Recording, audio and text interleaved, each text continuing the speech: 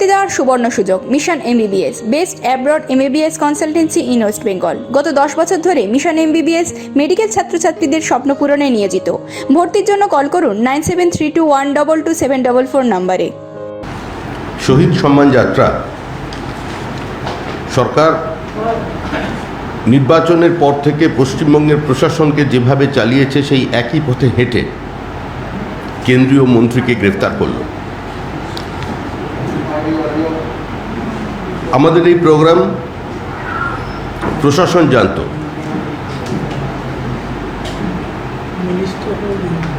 Covid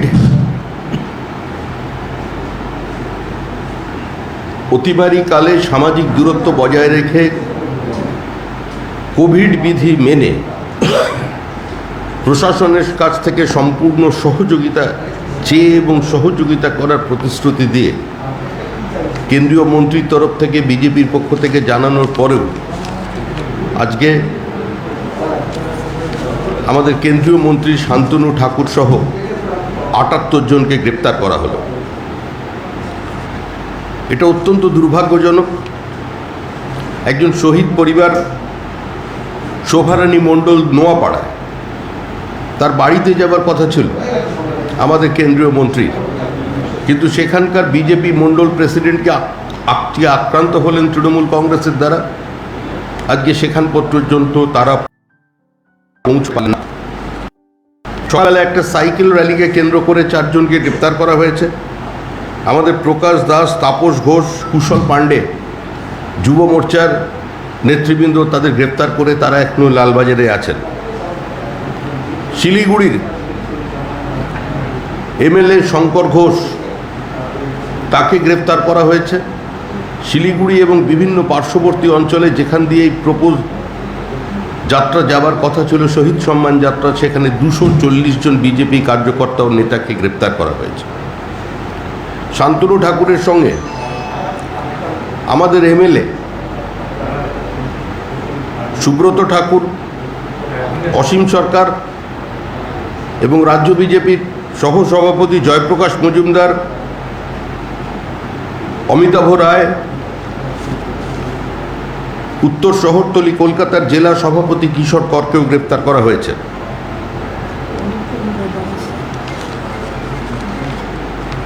doctor Subhash সরকার,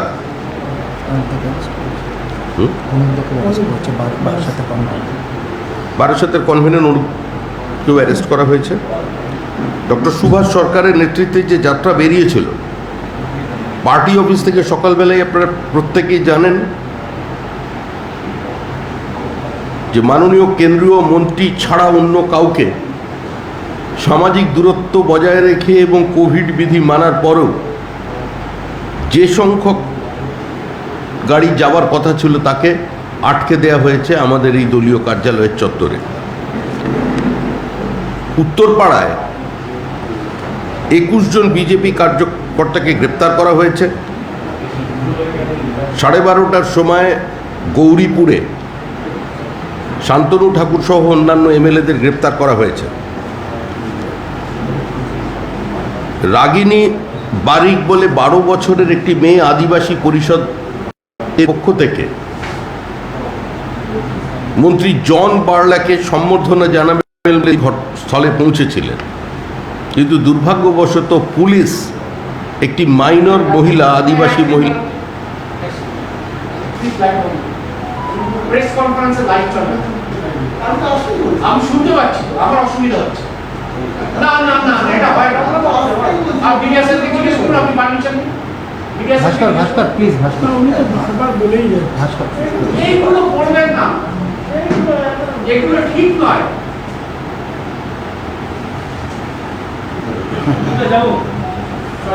যাবো লাগে। হ্যাঁ, তুমি বলুন। একটি 12 বছরের তরুণীকে আজকে পুলিশ গ্রেপ্তার করে শুধুমাত্র কেন্দ্রীয় মন্ত্রীকে সম্বর্ধনা জানাতে আসার অপরাধে। আমরা আগেও বলেছি, পশ্চিমবঙ্গে এই মুহূর্তে কোথাও কোনো গণতান্ত্রিক পরিবেশ নেই। গণতন্ত্রের প্রাথমিক শর্ত বিরোধিতার অধিকার, সমালোচনা করবার অধিকার, নিজের রাজনৈতিক মত প্রকাশের অধিকার, রাজনৈতিক অবস্থানকে মানুষের সামনে তুলে ধরার অধিকারকে এই সরকার বাজেয়াপ্ত করেছে। এই সরকার একটা অসহিষ্ণু সরকার। ভারতবর্ষের কোনো প্রান্তে কোনোদিন এ ধরনের অসহিষ্ণু সরকার কোনোদিন ক্ষমতায় আসেনি। এই সরকার ইনটলারেন্সের সমস্ত সীমা ছাড়িয়ে গেছে। একদিকে নির্বাচনের পর থেকে তালিবানি কায়দায় বিভিন্ন গ্রামে গঞ্জে বিজেপি কর্মীদের ওপর অত্যাচার চালিয়েছে, খুন করেছে, খুন করে গাছের ওপরে টাঙিয়ে দিয়েছে, সেটাকে আত্মহত্যা বলে চালানোর চেষ্টা করেছে। একই সঙ্গে একটা বিরোধী রাজনৈতিক দল এ রাজ্যের মানুষ যাদের 2,30,00,000 ভোট দিয়ে বিরোধী দলের আসনে বসিয়েছে, পশ্চিমবঙ্গে 77 জন এমএলএকে নির্বাচিত করে বিধানসভায় পাঠিয়েছে গঠনমূলক বিরোধিতা করবার স্বার্থে, প্রকৃত বিরোধী দলের ভূমিকা পালন করবার স্বার্থে। আজকে সেই রাজনৈতিক দলকে কোনো কার্যক্রম পশ্চিমবঙ্গের মাটিতে করতে দেওয়া হচ্ছে না। আমরা গণতান্ত্রিক পথের বিরোধিতা করছি, আমরা আমাদের মতো করে মানুষের সামনে গিয়ে আমাদের বক্তব্যকে তুলে ধরার চেষ্টা করছি, কিন্তু পূর্ব ঘোষিত সমস্ত কর্মসূচিকে এই সরকার মাঝপথে বানচাল করে দিচ্ছে। পশ্চিমবঙ্গে একটা একদলীয় শাসন ব্যবস্থা কায়েম করেছে বর্তমানে তৃণমূল সরকার, একটা সম্পূর্ণ একদলীয় ব্যবস্থা। এটা কোনো টোটালিটারিয়ান স্টেট নয়, এটা কোনো বিচ্ছিন্ন রাষ্ট্র নয়। পশ্চিমবঙ্গে এখানের সরকার কোনো স্বাধীন সরকার নয়। এই সরকার যেভাবে মানুষের দারিদ্র্যকে নিয়ে কার্যত একটা নির্বাচনী পেশাটিতে পরিণত করেছেন, যারা মানুষের চাকরির অধিকারকে কেড়ে নিয়ে গোটা সমাজকে একটা অনুদানজীবী সমাজ হিসেবে বাঁচতে বাধ্য করছেন, যাদের আমলে একটার পর একটা শিল্পপতি এ রাজ্য থেকে ছেড়ে চলে গেছে, যে রাজ্যে এখনও কলকাতা শহর এবং তার পাশের কিছুটা অংশ বাদ দিলে কিলোমিটারের উপর লম্বা লাইন দেখা যাচ্ছে। গোটা উত্তরবঙ্গে সারা রাত ধরে মানুষ ভ্যাকসিনের জন্য অপেক্ষা করছেন। আজকে চরম অতিমারির সময়ে সরকার মানুষের কাছে ভ্যাকসিন পৌঁছতে পারছেন না, কারণ সরকারের কাছে কোনো সুষম বন্টনের নীতি নেই।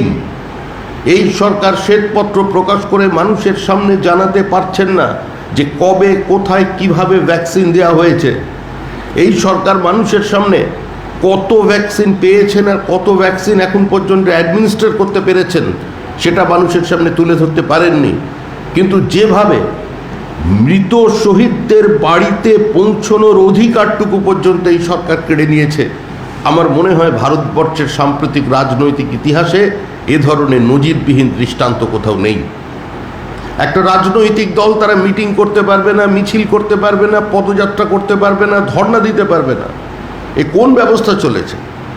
কালকে আমাদের একটি ঘোষিত কর্মসূচি ছিল, সেই কর্মসূচিতে রাজ্য সভাপতি সাংসদ দিলীপ ঘোষ, বিরোধী দলনেতা শুভেন্দু অধিকারী, একজন প্রাক্তন কেন্দ্রীয় মন্ত্রী দেবশ্রী চৌধুরীকে যেভাবে পুলিশ গ্রেপ্তার করলো, যে পদ্ধতিতে গ্রেপ্তার করে তাদের একই সঙ্গে ভ্যানে ঢুকিয়ে দেওয়া হলো, আমার মনে হয় সাম্প্রতিককালে গ্রেফতারের সমস্ত প্রোটোকল ভেঙে, নিয়ম নীতি ভেঙে তারা এই কাজ করেছেন। এভাবে কোনো বিরোধী দলনেতাকে রাস্তার ওপরে গ্রেপ্তার করা যায় না। এভাবে কোনো সাংসদকে গ্রেপ্তার করা গেলেও তার সামান্যতম তার রাজনৈতিক মর্যাদাটুকু দিতে হয়। কিন্তু এই সরকার সমস্ত রাজনৈতিক শিষ্টাচার এবং সমস্ত প্রথাকে ভেঙে পশ্চিমবঙ্গে কার্যত একটা বুলডোজার চালিয়ে যাচ্ছে। একটা অঘোষিত জরুরি অবস্থা তৈরি হয়েছে পশ্চিমবঙ্গে। পশ্চিমবঙ্গের সাংবিধানিক প্রধানকে জনসমক্ষে হিউমিলিয়েট করা হচ্ছে, রিডিকিউল করা হচ্ছে, অসাংবিধানিক শব্দ প্রয়োগ করা হচ্ছে। যে ভাষা দেশের প্রধানমন্ত্রী সম্পর্কে, স্বরাষ্ট্রমন্ত্রী সম্পর্কে ব্যবহার করা হচ্ছে, যে ভুল তথ্য মানুষের সামনে তুলে ধরে শুধুমাত্র ক্ষণিকের রাজনৈতিক স্বার্থে এনএইচআরসির রিপোর্ট থেকে মানুষের দৃষ্টিকে দূরে সরানোর চেষ্টা চলেছে। এনএইচআরসির রিপোর্ট পশ্চিমবঙ্গের নির্বাচনোত্তর পরিস্থিতিতে পশ্চিমবঙ্গের বিভিন্ন হিংসা, পশ্চিমবঙ্গের বিভিন্ন রাজনৈতিক কার্যক্রমকে চরম আগ্রাসনের মধ্যে দিয়ে যেভাবে গুঁড়িয়ে দেওয়া হয়েছে, যেভাবে নিরপরাধ নিরীহ মানুষের সঙ্গে প্রতিহিংসামূলক আচরণ করা হয়েছে, শুধুমাত্র নীরবে একটা রাজনৈতিক দলকে সমর্থন করবার অপরাধে মানুষ ভ্যাকসিনেশন থেকে, রেশনিং সিস্টেম থেকে বঞ্চিত হয়েছেন, বাড়ি ঢুকতে পারছেন না, তারা তাদের চাষে অংশগ্রহণ করতে পারছেন না, তারা বিভিন্ন জায়গায় নির্ধারিত ভাড়া পাচ্ছেন না। আজকে ভারতবর্ষের রাজনীতির চর্চার কেন্দ্রবিন্দুতে যাতে এই ঘটনা না পৌঁছয়, এর কারণে এই সরকার এ ধরনের দমনমূলক নীতি চালিয়ে যাচ্ছে। ধন্যবাদ। শুনুন, টোটাল কত অ্যারেস্ট হয়েছে একটু বলুন। আমি তো বলেই দিয়েছি। বলুন না রে। সারা রাজ্য জুড়ে টোটাল কত অ্যারেস্ট? এখন পর্যন্ত ৭৮ জন অ্যারেস্ট হয়েছে শান্তনু ঠাকুরের সঙ্গে, তার মধ্যে 2 জন এমএলএ আছেন। 240 জন অ্যারেস্ট হয়েছে শিলিগুড়িতে, শঙ্কর ঘোষ ওখানে এমএলএ আছেন, তার সঙ্গে অ্যারেস্ট হয়েছেন।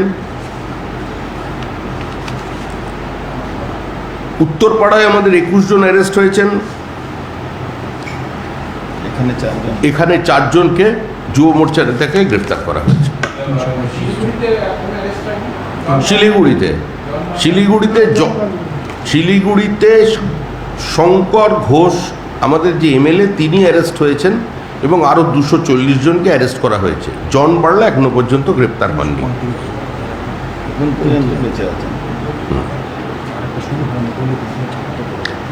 আরেকটা যাত্রা আমাদের এখনো শুরু হয়নি, 4টের সময় শুরু হওয়ার কথা ছিল, 10-15 মিনিট দেরি হচ্ছে। এখনই শুরু হবে আরেকটা, নিশীথ প্রামাণিকের নেতৃত্বে একটা যাত্রা শুরু হবে। বলছি, আজকে সমাজবাদী পার্টির নেতা শফিকুর রহমান এমপি তিনি মন্তব্য করেছেন তালিবানিরা আফগানিস্তানের স্বাধীনতা লাভ করেছে, ভারতের স্বাধীনতা সংগ্রামের সঙ্গে তালিবানিদের তুলনা টেনেছেন। আপনাদের সর্বত্রই এক মানসিকতা লুকিয়ে আছে। ভারতবর্ষের দুর্ভাগ্য হলো, ভারতবর্ষের দ্বিজাতি তত্ত্বের উৎপত্তি নিয়ে কোনোদিন এখানে দেশব্যাপী চর্চা হয়নি। আর তার থেকেও বড় দুর্ভাগ্য হলো, একা জিন্নার ঘাড়ের উপরে সমস্ত দোষ চাপিয়ে দিয়ে যারা গদিতে বসবার জন্য অত্যন্ত ব্যস্ত ছিলেন, তারা সমস্ত নিজেদের দায় নিজেদের ঘাট থেকে ঝেড়ে ফেলে দিয়েছেন। বলছি, কোভিড নিয়ম দেখানো হচ্ছে আপনাদের মিছিলের ক্ষেত্রে, কিন্তু দেখা যাচ্ছে যেটা লক্ষ্মীর ভান্ডার হচ্ছে, কোনো বিধিনিষেধ নেই। লক্ষ্মীর ভান্ডার বিধিনিষেধ নেই, নিয়ন্ত্রণ বিধি নেই, যে যথেচ্ছা মানুষের জমায়েত হচ্ছে, সেইটা নিয়ে আপনারা কি বলবেন? King can do no wrong. এখানে কোনো গণতান্ত্রিক ব্যবস্থা নেই। অলিগার্কিতেও একটা সভাসদদের মধ্যে একটা ডেমোক্রেটিক সেট আপ থেকে, সেখানেও একটা কনসেনসাসের প্রয়োজন হয়। এখানে সেটাও নেই, কার্যত পুলিশি রাজ। তৃণমূল যা করছে ঠিক করছে। তৃণমূল করলে আহামরি, আর বিজেপি করতে গেলে অতিমারি, এই ফর্মুলা এখন চলছে। বেনারসির 3 অধ্যায়, রাজঘরানা, রামনগর ও মঙ্গল বেনারসি, সাহা টেক্সটাইল।